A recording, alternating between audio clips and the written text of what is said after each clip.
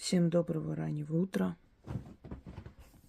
Сегодня с вами поговорим про порог. Порог дома и как порог может вам помочь в этой жизни решить ваши проблемы,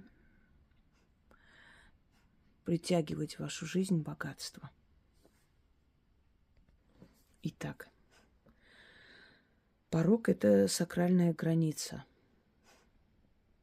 между мирами, переход. Это граница между нашим миром и миром вне нашего дома, со своими законами, со своими определенными запретами и прочее, прочее. Внутренний мир, внешний мир, мир духов, мир людей. И на пороге всегда стоят и находятся определенные силы, которые охраняют, защищают этот дом. Но в какой-то момент, если они обидятся и будут впускать в дом всякие ненужные, нежелательные силы, то в этом доме воцарится бедность и горе. Именно поэтому к порогу очень внимательно и серьезно относились. Оставляли за порогом всякие неудачи, проводили кормление порога, о чем мы с вами еще поговорим, и я покажу вам такую работу. Нельзя было передавать вещи через порог, нельзя было здороваться через порог, обниматься через порог нельзя было. Считалось, что это принесет несчастье тем людям, которые это делают. Ночью, перешагивая через порог, нужно было говорить определенные слова, чтобы энергию ночи не переносить внутрь дома. Это граница между мирами, межу,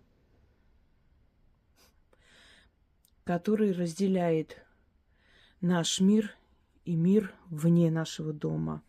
Мир живых и мир мертвых. Мир людей и мир духов. Мир Нави и мир Яви. Через порог приглашали мертвых, приглашали предков. На определенную поминальную трапезу были такие ритуалы, были такие дни, такие времена. Это в языческое время. Но в определенных местах, губерниях, оно сохранилось, до сих пор это делается. Когда человека хоронят, вынося из дома, обязательно стучат 3 раза. Стучали в некоторых регионах гробом человека, то есть вот постукивали. В некоторых регионах просто стучали по порогу 3 раза. Это он прощался навсегда, чтобы не вернуться назад. В некоторых культурах гроб передавали через окно, чтобы мертвец забыл порог дома. И такие были традиции, обряды. Перед тем, как вынести человека и похоронить, потому что раньше не в морге держали, в доме лежал покойный. И всегда помните, нельзя, чтобы покойный один был в комнате. Никогда нельзя это делать. И нельзя, чтобы один человек сидел возле него. Всегда должны быть 2. Дежурили родственники. Так вот, перед тем, как забрать человека хоронить, 3 раза стучали по порогу и начинали просить прощения. И говорили, прощаете ли вы усопшему там его прегрешение? Прощаем. Еще раз. Прощаете ли вы прегрешение усопшему? Прощаем. Вот надо было 3 раза его простить и отпустить подальше от дома. Почему человека покойного приводят с морга или с больницы, или где там его тело находилось, приводят в его дом, возле его ворот, и после этого увозят хоронить. Могли бы оттуда забрать. Ну, сейчас в городах, конечно, так делают уже. А для того, чтобы он пришел, попрощался и больше не пришел. Считается, что если его забрать, схоронить с другого места, через некоторое время он начнет приходить, потому что тоскует по своему дому. Надо было привести его, чтобы он попрощался. Много таких различных обрядов, обычаев, ритуалов, связанных с порогом дома.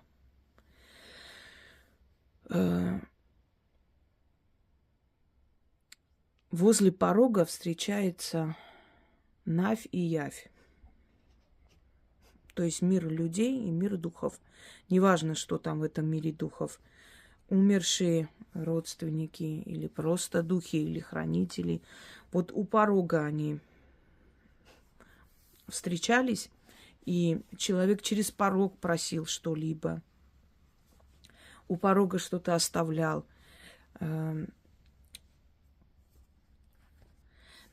Я думаю, вы когда-то слышали слово «детинец», «детинец крепости». На самом деле это основной был порог крепости. А потом строили запасной порог. Но запасной порог был всегда открыт, основной порог был закрытый.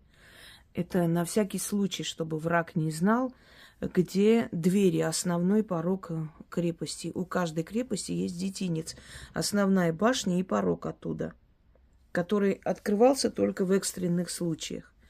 Почему назывался детинец? Потому что порог требовал жертву. Иногда там оставляли, хоронили детей. Это в архаические древние времена, когда приносили жертву кровавым, черным богам, злым богам, именно злым, потому что были боги добрые, были боги судьбы, были боги, дарующие жизнь, были боги смерти, а были злые боги. И вот злые боги, изначально взяв в жертву, скажем так, заключали такой внегласный договор с людьми, которые должны были жить и селиться в этой крепости, что крепость никогда не падет, что враг туда не зайдет. Мы сейчас с высоты полета 21 века не будем судить тех людей. Они жили в страшные времена, когда постоянно нападали, у них не было других средств. Единственная стена их оберегала и спасала.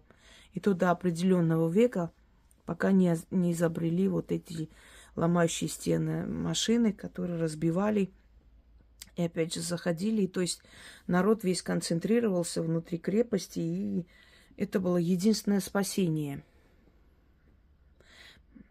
от врага, которое удерживало их натиск. И они приносили в жертву порогу. Есть кровавые жертвы, которые до сих пор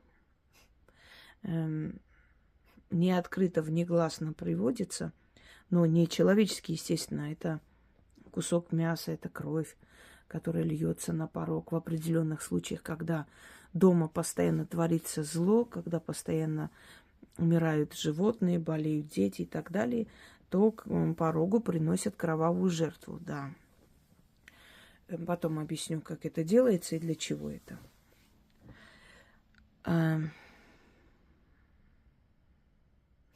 Через порог нельзя разговаривать ни с кем. Ни с близким человеком, ни с человеком случайным. Иначе в доме будут постоянные ссоры, потому что мы тревожим духов порога. Человек переступает или в эту сторону, или в другую сторону, все, он оказался в другом мире. Но между, вот где он стоит на границе, и на границе, когда он стоит, он тревожит этих духов. И, может быть, вся злость, ненависть и раздражение этих духов излиться на его голову и на его семью. На пороге сидеть нельзя, потому что иначе можно перетянуть неудачи и болезни. Или остаться одинокой. Люди, которые любят сидеть на пороге, часто они замечают, что их свидания, их любые встречи заканчиваются разлукой, поскольку духи порога наказывают одиночеством людей, которые сидят, и как бы это как сидеть в их доме просто, вот наглую зайти. Это их дом. Вот это вот межу, вот эта вот граница, это их граница.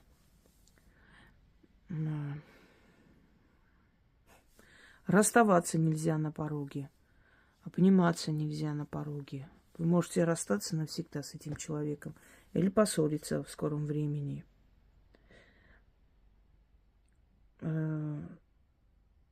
Если, то есть, если хотели сделать подклад, чаще всего где оставляют? У порога, у духов порога. Оставляют всякие там тухлые яйца, перья, крест, иголки втыкают и так далее. Порог. Потому что порог дома – это священные врата. То есть нарушают вот эти вот врата, нарушают вашу границу, нарушают вашу защиту вашего дома. И после этого начинают просачиваться всякие болезни. Это как разорвать ширму, которая закрывает от внешнего мира. Естественно, теперь все видно, и все как бы... И оттуда летит пыль, и отсюда летит то же самое в ментальном плане. Почему, например, невесту переносили через порог на руках? Во-первых, считалось, что она должна умереть для своего рода, для своей семьи и переродиться в этом новом доме, в этой семье, и она становится как младенец. Поэтому младенца переносят на руках через порог. И переносят через порог для того, чтобы злые духи, которые собираются у порога время от времени, не коснулись этой новой семьи. Все, она переступила через этот порог. Ее перенесли. Она не коснулась этих злых чар. Ну, значит, они над ней не подвластны, и она будет жить в этой семье долго, счастливо, рождать здоровых детей и прочее, потому как она была, как бы сказать, ну, залог успешного рода, сильного рода. Сильная женщина, здоровая женщина, хорошая мать, настоящая хозяйка и так далее. Она была на весь золото для этого рода, поскольку она должна была продолжить, да, продолжить этот род. И от нее очень многое зависело. Насколько будут красивые люди в дальнейшем, воспитанные, сильные, здоровые и прочее. Вот поэтому ей очень дорожили невесткой, ее здоровьем, ее духовным и физическим состоянием. Если дойти до архаических времен, сакральное значение порога было настолько велико, что у многих народностей, у славян в том числе, под порогом дома хоронили либо самого старшего предка, либо бывало, что ребенок, если умирал маленький, то его хоронили под порогом дома. И он становился защитой, хранителем всего рода. И вот это место становилось такой неким местом родовой силы. Когда иногда места, где были там деревни, места старинных избушек, например, пытаются расчистить и там что-то построить, бывает, что выходят останки людей, и это не могила, это был дом.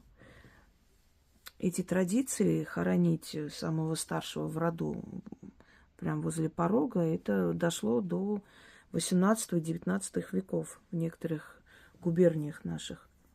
И это не считалось дикостью, в этом люди не видели ничего плохого. Они просто считали, что предок должен защитить свой дом, и самый старший предок был похоронен. Вот поэтому родовое гнездо не принято было продавать. Вот поэтому многие люди, которые покупали старинные дома, не могли там найти уют и покой, потому что, можно сказать, там был и дом, и кладбище в одном лице, но кладбище не их предка, который бы их оберегал, а вот предка тех людей, которые здесь из поколения в поколение жили. Но между делом хочу вам сказать, что на территории своего дома хоронить как человека усопшего, так и собаку или кошку и прочее, категорически нельзя. Это место должно быть чистое. Туда не должны приходить покойные духи. Либо нужно кремировать человека или питомца, либо нужно хоронить где положено. Или, ну, в принципе, по санитарным нормам в России запрещено абы где хоронить. Ну, мы знаем прекрасно, что хоронят люди. В лесах хоронят, например, собак, кошек, да. Это не наносит такого урона, потому как, ну, дикие животные тоже помирают, и они тоже превращаются в прах. Либо вот выносить из дома подальше, либо кремировать. Но возле дома ни в коем случае не хоронить. Это так, к месту, просто говорю вам. Там, где захоронен человек или живое существо, туда приходят духи мертвые духи. То есть они начинают туда приходить, потому что это место становится таким местом смерти. И вы бы не хотели, наверное, чтобы... Я просто смотрела в США некоторые вот в некоторых домах прям у них даже забора нет, ничего нету, сплошной. И вот прям вот похороненные, наверное, метров 10-15 от дома. Родителей там могилы. Что у них это можно, ничего. Но если это ферма, подальше от города, для меня это не очень вообще, это ненормально и неприемлемо. Нельзя этого делать. Вы превращаете ваш дом в кладбище. И даже если вы перезахороните этих людей, то энергия смерти там останется надолго. Возможно ли избавиться, еще большой вопрос. Это так на всякий случай. Дальше.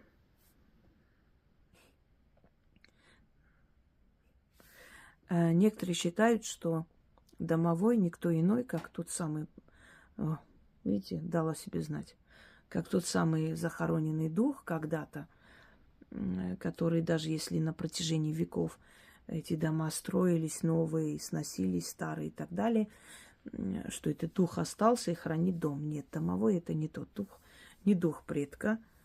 Это очень ошибочное мнение и большое заблуждение, которое вошло в обиход 90-е годы и так и осталось. Это на самом деле не есть так.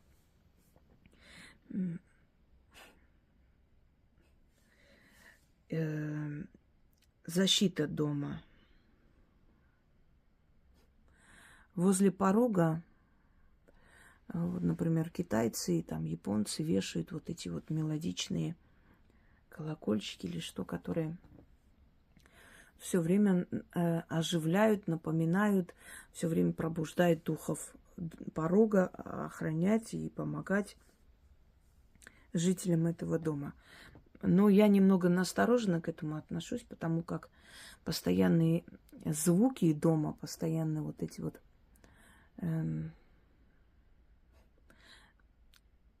звенящие вот какие-то инструменты, они, наоборот, могут спугнуть этих духов. Точно так же, как свист может разозлить или напугать, или выгнать домового, после чего в семье начинаются проблемы. Не очень хорошо. Понимаете, как вот, например, восточная традиция перья павлина, они приносят счастье, удачу. Нам это не очень хорошо. В западной культуре перья павлина, глаза демонов еще называют, что кто-то на тебя смотрит. В африканской культуре маски, в которых селятся духи, охраняют дом. В нашей культуре эти маски не всем подходят в доме. Вот мне, например, они ничего не сделают, потому что мне и так этих демонов дофига и больше. Но человеку обычному с такой энергией демонов жить очень сложно. И любое пространство, напоминающее человека, зверя, наполняется определенным духом, душой.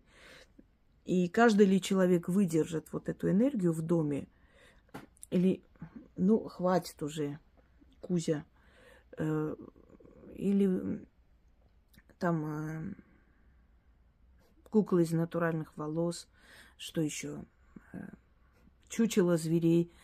Это все, да, можете для украшения своего дома делать сколько угодно, но есть одно но. Не у всех энергия совпадает. Начинаются кошмарные сны, начинаются неудачи, начинаются болезни. Они вытягивают вашу энергию. У ведьм другая энергия. Это как, например, углекислый газ берет растение, да, и перерабатывает в кислород. Вот у нас примерно так. Мы питаемся этими отрицательными энергиями. Нам это как-то до лампочки, извиняюсь за тавтологию. А вот обычному человеку, обычно это не значит, что, знаете, вот серый какой-то человек, обычный. Нет, среди обычных людей есть талантливые люди, есть акулы бизнес. Обычно имеется в виду люди, которые, ну, не занимаются магией именно на профессиональном уровне, им не дано. У этих людей, ну, им незачем такие дебри лезть, и незачем у себя держать вот такие вот культовые предметы, которые могут забирать их силу. Даже старинные книги могут силу забирать. Все наделяется душой рано или поздно. Как вот, например, если воду оставите на 20 дней в банке, потом в ней появляется жизнь. Какие-то очень примитивные организмы. Через некоторое время еще что-то, плесень, что тоже жизнь, правда, соединяется с воздухом, и что-то там появляется. Ну, везде, рано или поздно, что-то появляется, чтобы вы понимали. Далее.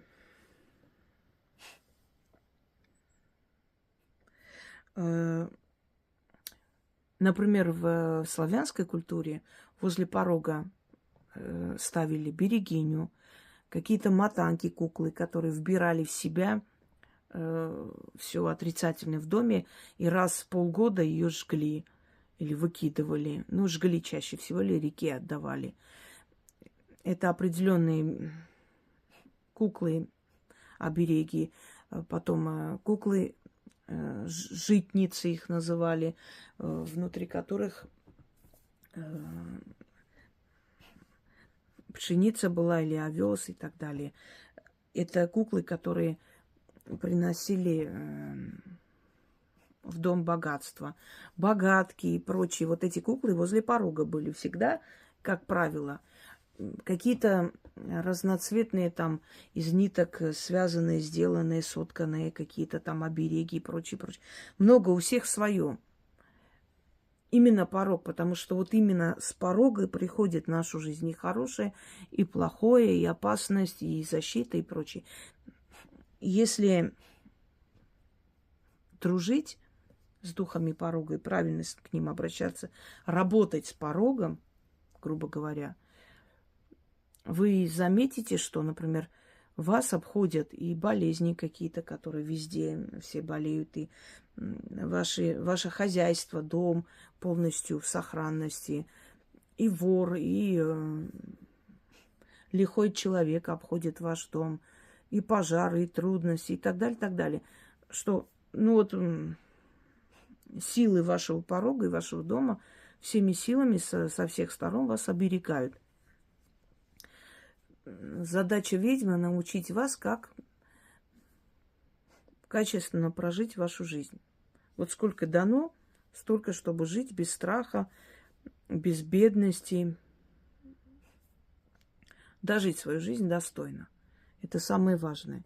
Мы все просим хорошей жизни, забываем, что есть еще и хорошая смерть, есть еще и хороший уход, переход, есть еще и много чего другого хорошего, кроме хорошей жизни, понимаете? Потому что хорошая смерть — это тоже очень заслуженная и нужная вещь. Не все легко умирают.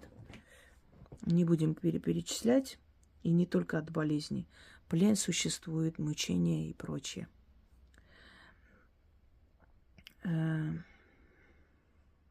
Итак, значит, различные ритуалы, связанные с порогом. Сейчас я возьму. Так, у меня уже это заканчивается, эта книга теней почти. Буквально недавно взяла, между прочим. Уже, видите, везде уже. Ну ничего, это хорошо. Лучше уставать от работы, чем от безделия. Но все-таки. Так, начнем с вами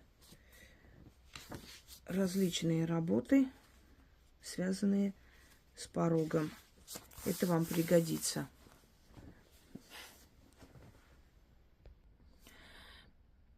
Итак, первое. Если у вас, значит, перед домом есть еще пристройка, а может быть у вас две двери, например. Вот у меня вот это вот летняя как кухня, поэтому у меня две двери. Одна дверь ведет в это мангальное, и следующая дверь. Но мы хотим его сделать зимней комнатой. Ну, чтобы зимой было. Можно было открыть двери и использовать эту комнату. Вот. Но в любом случае, вот где должен быть порог? Возле первой двери, потому что это вход в дом. Неважно, пользуетесь этой комнатой или это веранда, неважно. Вот это и есть ваш порог, то есть начало вашего дома. Если вы хотите усилить защиту вашего дома, чтобы в ваш дом не приходили лихие люди, ну, даже на даче можете такое делать, если, например, на дачу едете иногда, ну, чтобы не было воровства, сами понимаете, если человека там нет, то это чревато. У нас много любителей халявы и чужого добра. Ну, и у себя дома, естественно, вы можете это сделать. Если вы живете в квартире, ну, немножко будет сложновато, особенно если там везде камеры. Боюсь, что будет трудно этот ритуал провести. Но если проведете, то проведите. Если у вас соседи нормальные, ничего не скажут. Вам нужно будет кусок мяса с кровью положить на тарелочку, можете на какой-нибудь пластмассовый или бумажное одноразовое блюдце положить. И мед в какой-нибудь емкости. Точно так же можете куда-нибудь вылить мед и мясо. Кладете на порог с обратной стороны. То есть не со стороны дома, а с внешней стороны. И читайте этот заговор 6 раз. Оставляйте это мясо и мед. Ну, предположим, минут 20. А потом просто забирайте и выкидывайте. Можете в мусорку выкинуть прям там. Почему? Потому что это уже обесточенные. Вы кормите духов порога. Кровавое мясо с кровью мясо. Ну, купите, найдете при желании. Это вы можете, например, купить печень, разрезать кусочек, потому что это и есть мясо, то есть кровь. Не обязательно всю печень. Можете кусочек разрезать вместе с медом, поднести, оставить у порога минут через 20-30, полчаса, убрать и выкинуть. Итак, первое, значит, сейчас я прочитаю вам.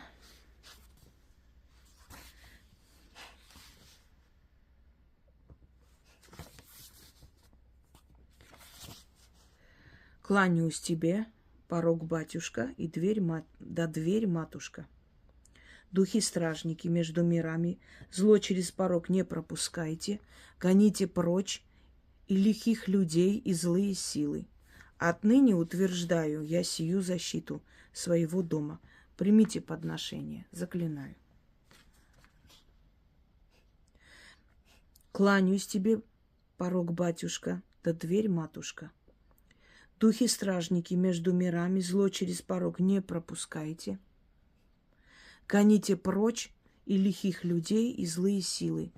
Отныне утверждаю я сию защиту своего дома. Примите подношение. Заклинаю. Кланяюсь тебе, порог батюшка, да дверь матушка. Духи-стражники между мирами, зло через порог не пропускайте. Гоните прочь и лихих людей, и злые силы. Отныне утверждаю я сию защиту своего дома. Примите подношение. Заклинаю. Я прочитала 3 раза, а вам нужно прочитать 6 раз. Оставить это, а потом убрать, как и было сказано. Если у вас постоянные проблемы, нескончаемые, становитесь возле порога, то есть с противоположной стороны, со стороны улицы. Стойте возле порога, кусочек возьмите черного хлеба, посыпьте солью слегка и начните есть. Сказали 1 раз, укусили, съели. 2 раз, 6 раз. Сделайте 6 раз, в общем, 6 раз откусите и ешьте. Там рассчитайте на 6 раз. После чего заходите домой и закройте дверь. Через некоторое время сплетни, слухи начнут сходить на нет. Преследования постепенно потеряют свою силу. Заговор следующий.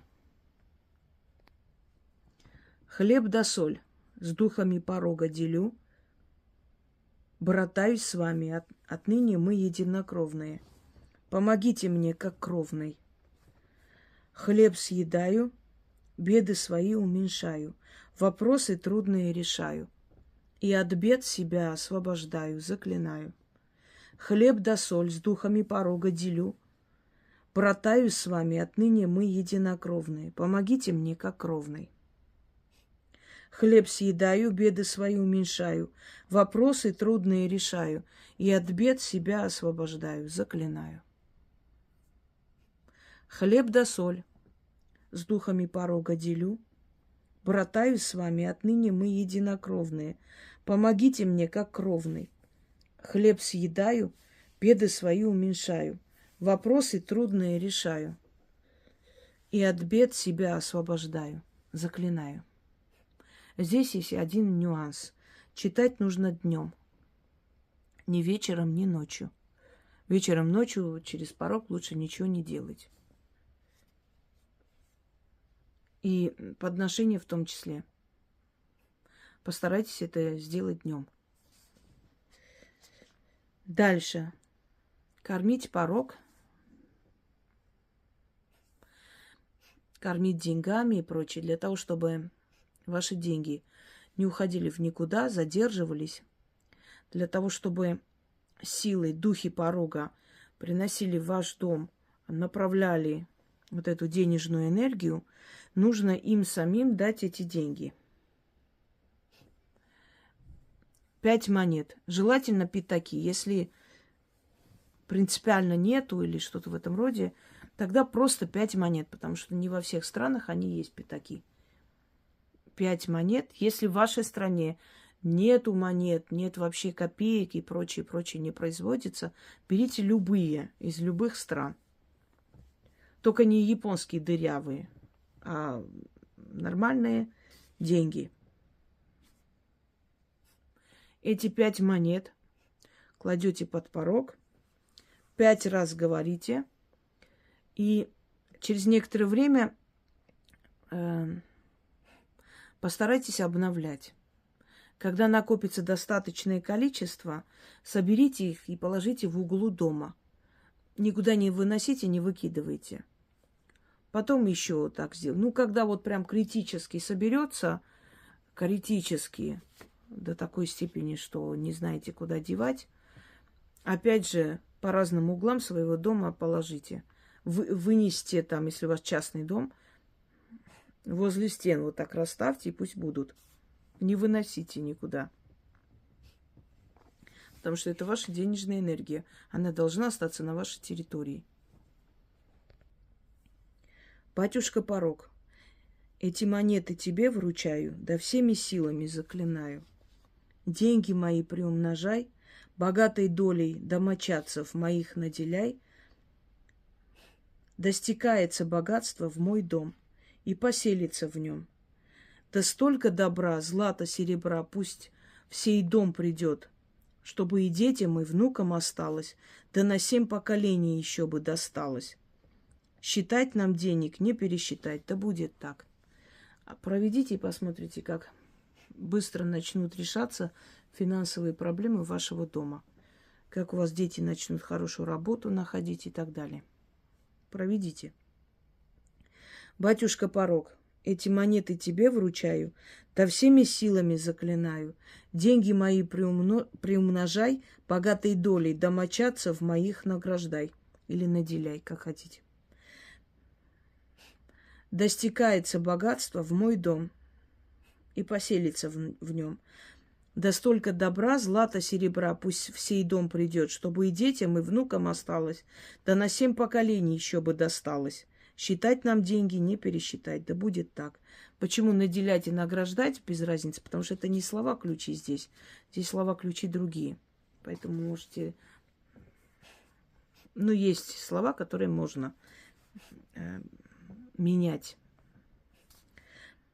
Батюшка Порок, эти монеты тебе вручаю, да всеми силами заклинаю.